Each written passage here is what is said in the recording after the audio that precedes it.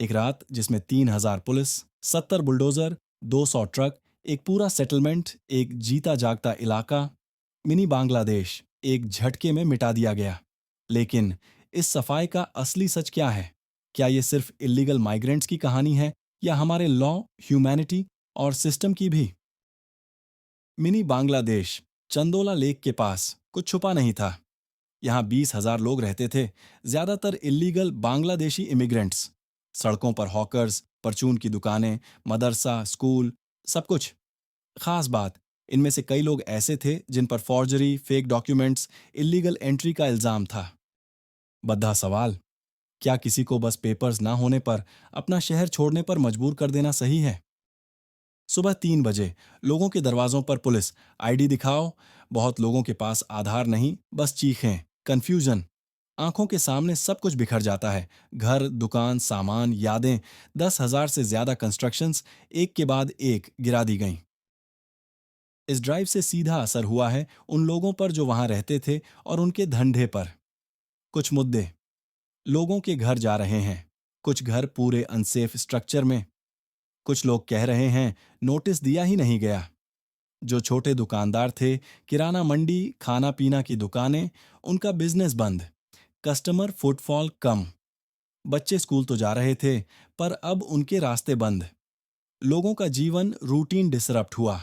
सीधे सीधे चंदोला के लिए क्वांटिफाई नहीं किया गया, लेकिन कोलकाता के मिनी बांग्लादेश जैसे एरिया में पिछले साल टूरिस्ट फुटफॉल कम होने से 1,000 करोड़ रुपए का नुकसान हुआ है। ये एक इंडिकेटर है कि मिनी बांग्लादेश नाम का इलाका सिर्फ बस्ती नहीं, संभावित इकोनॉमिक हब भी है। एनक्रोचमेंट ने लेक बंद को कमजोर कर दिया। पॉल्यूशन बढ़ी, पानी रुकने लगा, मच्छरों की समस्या बढ़ी, स्टॉर्म वाटर ड्रेनेज इंटरफेयर हुआ। लड़ाई चल रही है कानूनी और धार्मिक मानवीय पहलुओं से। ह्यूमन राइट्स ग्रुप्स कह रहे हैं कि डेमोलिशन बिना प्रॉपर नोटिस के, बिना ऑल्टरनेट रह साधन बताए, अनफेयर है। कुछ लोग कह रहे हैं कि उनके पास आईडी प्रूफ है, सिटीजनशिप है, तो उन्हें क्यों कंसिडर नहीं किया गया? गुजरात हाईकोर्ट ने पिटिशनर्स का स्टे रिक्वेस्ट रिजेक्ट किया। कोर्ट कह रही है लॉ के मुताबिक एनक्रोचमेंट हटाना जरूरी है, लैंड रेवेन्यू कोड के तहत। अथॉरिटीज कह रही हैं कि सब इलीगल है, लेकिन बस्ती वालों और एक्टिविस्ट्स का कहना है कि सब इलीगल नहीं है। कुछ लोग लीगल डॉक्यूमेंट्स दिखा रहे हैं। उनका कहना है कि सोच समझकर नोटिफिकेशन या रिहैबिलिटेशन प्लान होना चाहिए था। सिविल सोसाइटी का कंसर्न, क्या ये एक पॉलिसी है जो सिर्फ गरीब, मार्जिनलाइज्ड लोगों पर फोकस करती है? क्या स्टेट ने जिम्मेदार स्टेप्स लिए रिहैबिलिटेशन और रिलोकेशन के लिए? अगर इलीगल स्ट्रक्चर्स हैं पर वहां रहने वालों की जिंदगी वहीं बंधी है, क्या बुलडोजर का रास्ता सही है? ऑपरेशन का स्केल अनप्रेसिडेंटेड था। Sabotage, narco rackets, terror links के एलिगेशंस।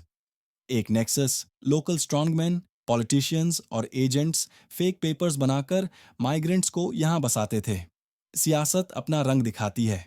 कुछ कहते हैं ये देश की सिक्योरिटी के लिए है, कुछ बोलते हैं वोट बैंक पॉलिटिक्स। अगर सिस्टम खुद फेक डॉक्यूमेंट्स अलाउ करता है, तो क्या सारी गलती माइग्रेंट्स की है? रात भर एक एक घर से लोग निकाले गए। 890 लोग डिटेन हुए, जिनमें 219 महिलाएं, 214 बच्चे। सिर्फ 143 का बांग्लादेशी लिंक मिला, बाकी भारतीय निकल आए। उनको सुबह छोड़ दिया गया। पर जो चले गए उनका क्या? इनह्यूमन कंडीशंस, कुछ बच्चे फुटपाथ पर सोए। लोग पूछते रहे कहाँ जाएंगे हम अब? गवर्नमेंट टेम्परेरी शेल्टर फैसिलिटी का वादा करती है, लेकिन कैपेसिटी कम है। क्या क्रैकडाउन का प्रोसेस इंसानियत को भी ऑनर करता है, या सिर्फ फिगर्स, आइडेंटिटीज और पॉलिसी ही मैटर करते हैं? क्रैकडाउन पर पूरा देश बंट गया। कुछ ने सपोर्ट किया, कुछ ने कंडेम्न। लीडर्स ने माइक्रोफोन पकड़ा। मिनी बांग्लादेश से मिनी पाकिस्तान तक का हिस्टोरिक रिटोरिक वापस आ गया। एनआरसी, सीए फिर डिस्कस होने लगे। अब इलेक्टोरल पॉलिटिक्स में आइडेंटिटी को वेपनाइज कर दिया गया है। रियल इश्यू गरीब माइग्रेंट्स, लीगल लूप होल्स दबा दिया गया नॉइज में। क्या हम माइग्रेंट्स के दर्द को पॉलिटिक्स के मैदान में सैक्रिफाइस कर देते हैं? सब कुछ खत्म, तो बचा क्या? गुजरात कैबिनेट ने चंदोला को रिस्टोर करने का प्रॉमिस किया। वहां लेक का घाट, public park, CCTV, police patrol. कुछ फैमिलीज टेम्परेरी शेल्टर्स में, कई अपने गांव लौट गए। पर real issue, border security, fake ID racket, real integration बाकी है। ये एक मॉडल ड्राइव थी। आगे भी इलीगल एनक्रोचमेंट्स पर ऐसे एक्शन होंगे। अगर पास्ट सॉल्यूशंस टेम्परेरी हैं, तो क्या ये डेमोलिशन किसी लास्टिंग चेंज लाएगा?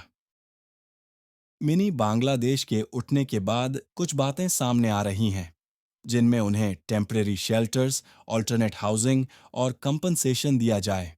एफिडेविट्स और आइडेंटिटी प्रूफ से पहले सुनवाई, नोटिस पीरियड, रिलोकेशन के विकल्प। अगर बस्ती होने लगी हो तो planning permission, sanitation, roads, electricity, drainage हो, ताकि भविष्य में ये चीज़ें लीगल फ्रेम में हों। इलीगल एक्टिविटीज़ अगर हैं तो पुलिस एक्शन सही है, लेकिन इनोसेंट लोगों को बचाना भी उतना ही ज़रूरी है।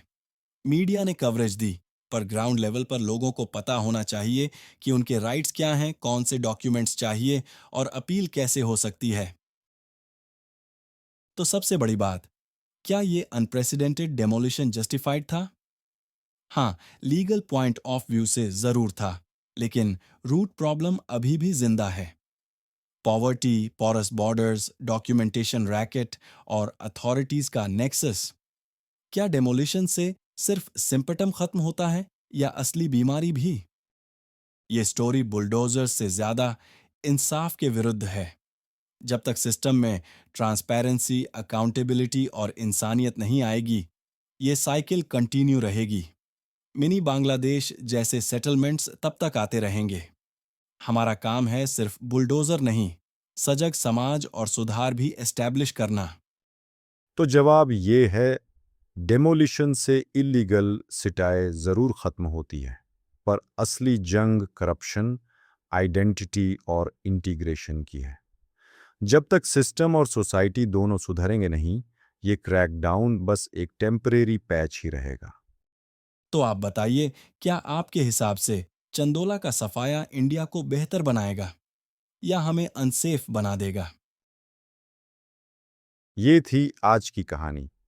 अगर आपको लगा कि इससे आपकी सोच को एक नया नज़रिया मिला है, तो वीडियो को लाइक, शेयर और सब्सक्राइब करना मत भूलिए, क्योंकि नॉलेज पॉइंट पर हम सिर्फ खबरें नहीं बल्कि सच, सवाल और समझ लेकर आते हैं। तो जुड़े रहिए और हर रोज़ अपने नॉलेज को एक नया पॉइंट दीजिए।